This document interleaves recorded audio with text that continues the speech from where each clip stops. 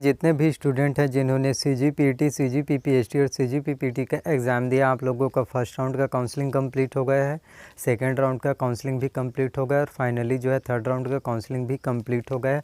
अब जो है आपका स्पॉट राउंड का काउंसलिंग जो है स्टार्ट हो गया है। इसी को आप जो है फोर्थ राउंड का चौथा राउंड का काउंसलिंग मान सकते हैं। स्पॉट राउंड का काउंसलिंग हो रहा और ये स्पॉट राउंड का काउंसलिंग जो है कितने चरणों में होगा, तो स्पॉट राउंड का काउंसलिंग जो है 2 चरणों में होगा और 30 नवंबर तक पूरा रजिस्ट्रेशन हो गया, आपका एडमिशन प्रॉपर पूरा हो जाएगा। चाहे आप पीटी वाले हो, पीपीएसटी वाले हो या फिर आप पीपीटी वाले हो, सभी का पूरा एग्ज़ाम प्रोसीजर, कॉलेज एडमिशन, सभी चीज़ें 30 नवंबर तक पूरा कंप्लीट हो जाएगा।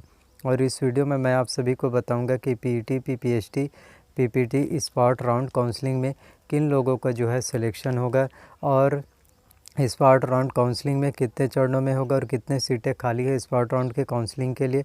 और CGPT, CGPPST और PPT में स्पॉट राउंड का काउंसलिंग जो है कौन कर सकता है और स्पॉट राउंड का काउंसलिंग कौन नहीं कर सकता है, तो सभी जानकारी इस वीडियो में मैं आप लोगों को बताऊंगा। तो वीडियो को प्लीज़ पूरा लास्ट तक देखिए। आप लोग सपोर्ट नहीं करते, आप लोग मुझे पता चल जाता है, आप लोग 1.5-2 मिनट बस वीडियो को देखते हैं, उसके बाद छोड़कर चले जाते हैं। आप लोगों के लिए जब मैं इतने मेहनत से वीडियो बनाता हूं तो आप लोगों का भी फ़र्ज़ बनता है पूरा वीडियो को लास्ट तक ज़रूर देखिए और आप भी सपोर्ट कीजिए, मैं भी आप लोगों को सपोर्ट करूँगा।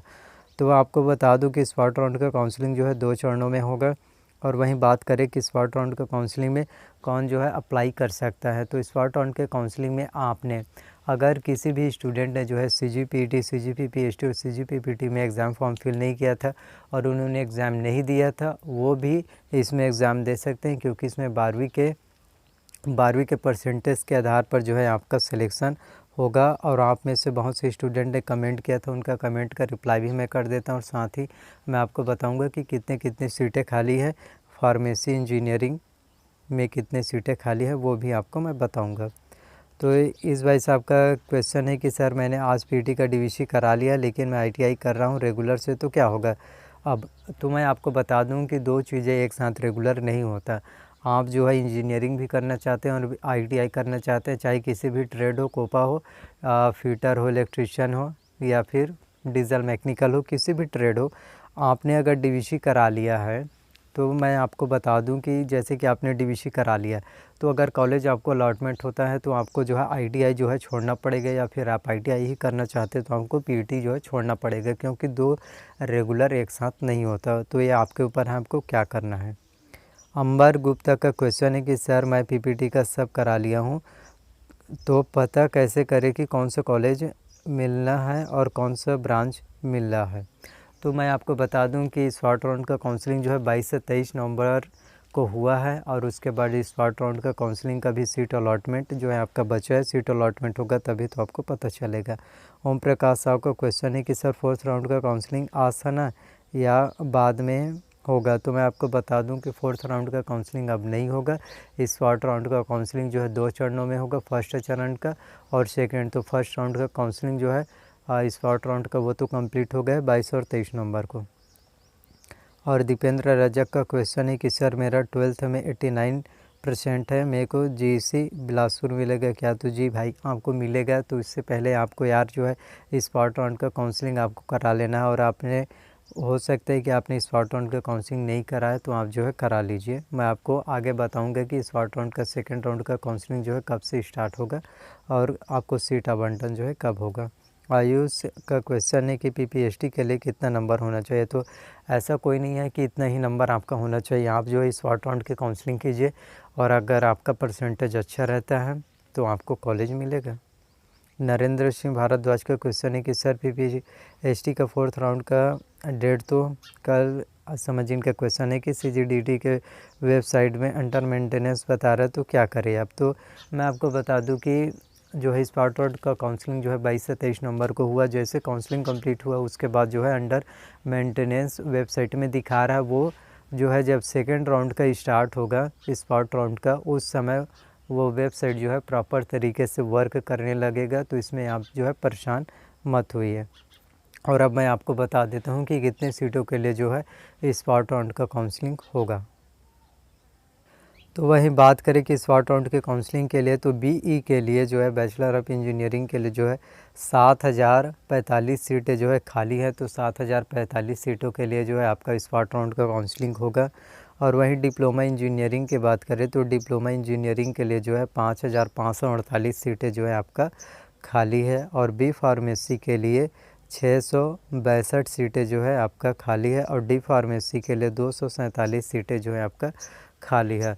तो जितने भी फर्स्ट राउंड, सेकंड राउंड और थर्ड राउंड का काउंसलिंग कंप्लीट हुआ, उसमें से ये सीटें बचा है आपके स्पॉट राउंड के काउंसलिंग के लिए।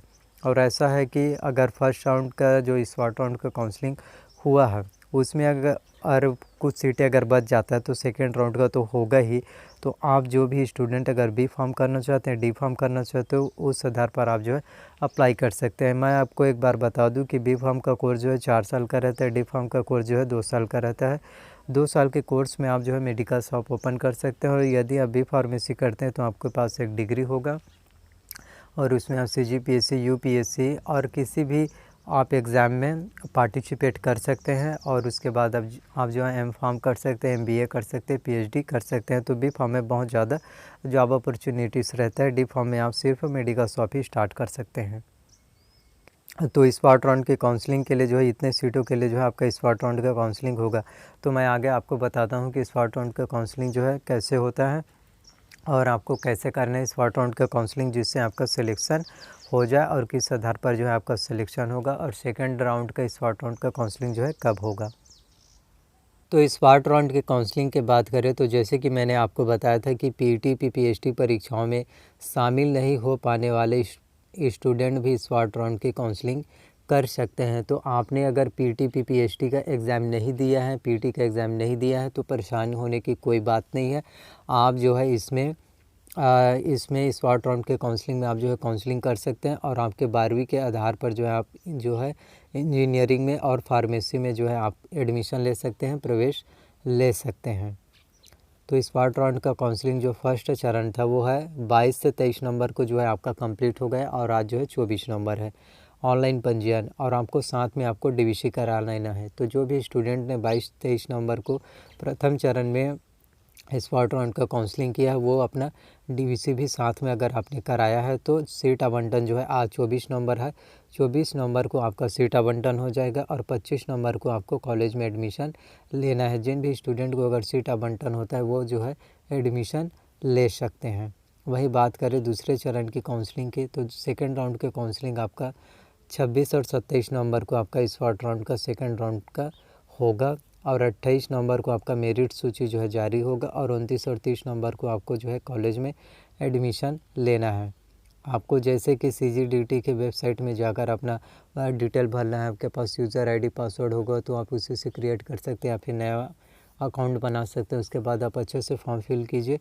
तो आपका जो है अगर अच्छा परसेंटेज रहता है, मार्क्स बहुत ही अच्छा रहता है, लगभग 90-95 ऐसे अगर स्कोर रहता है, जो जनरल कैटेगरी वाले हैं उनका अगर 95-96 है, OBC कैटेगरी वालों के लिए 92 और SC के लिए अगर 90 है, 89 है और ST के लिए 85, तो आप लोगों का काउंसलिंग में नाम आने का बहुत ज़्यादा चांस है स्पॉट राउंड के काउंसलिंग के लिए। क्योंकि इंजीनियरिंग वालों के लिए तो बी वालों के लिए और डिप्लोमा इंजीनियरिंग वालों के लिए तो अच्छा खासा सीट खाली है, लेकिन जो है बी फार्मा और डी फार्मा के लिए थोड़ा कम सीटें हैं। तो आप जो है अगर आपका बहुत ज़्यादा अच्छा परसेंटेज रहता है तो आपका जो है सिलेक्शन हो जाएगा स्पॉट राउंड के काउंसलिंग में। और जब आपका सिलेक्शन हो जाता है तो आप बिना वेट किए आप जो है 28 नवंबर को तो आपका सीट अलॉटमेंट हो जाएगा। उसके बाद 29 और 30 नवंबर को आप जो है कॉलेज में एडमिशन ले सकते हैं। और एडमिशन के लिए आपके पास जो है आय प्रमाण पत्र, जाति प्रमाण पत्र, निवास प्रमाण पत्र, फ़ोटो, आपके पास TC होना चाहिए, माइग्रेशन होना चाहिए और आपके 10वीं 12वीं का रिज़ल्ट होना चाहिए और साथ में आपका फ़ोटो होना चाहिए और आधार कार्ड और बैंक पासबुक, ये सभी डॉक्यूमेंट जो है आपके पास होना चाहिए। यदि आपके पास जो है TC, ये सभी आपके पास अगर माइग्रेशन नहीं है तो सभी डॉक्यूमेंट्स को आप रेडी रख लीजिए।